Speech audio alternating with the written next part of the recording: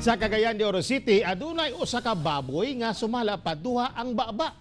Kumusta pud kaha ang kahimtang nini? Atong sayron sa report ni Cyril Chavez. Mao kini ang usa ka pinasahing baboy nga adunay duha ka baba ug duha ka dila. Gipanganlan kini og Valentino tungod gipanganak usab kini ni adtong Valentine's Day. Si Valentino himsog og abtik kauban ang iyang 8 ka mga igsuon. Gani sa litrato nga kuha ni Lady Lula daw, makita nga aduna gayo ikaduhang baba ang maong hayop din migawas pa ang dila niini. Kini ang unang higayon nga nakakita sila sa maong kondisyon sa baboy. Oo, di gitong tanan mo ibalik kay saka kay baligya man na mamong mga bakin. Di taon tanan mo ibaligya. Kaya mo na lang tagi mo kay basig swerte ba. Sa pagtuong maghatod og swerte si Valentino, ilaha kining gialagaan pag-ayo, kumpleto sa bakuna ug bitamina. Apan katong adlawng Martes, kalit kini nga nagluya ug namatay. Nasayangan sila kang Valentino sanglit daghan pa kuno sila'y plano sa maong hayop.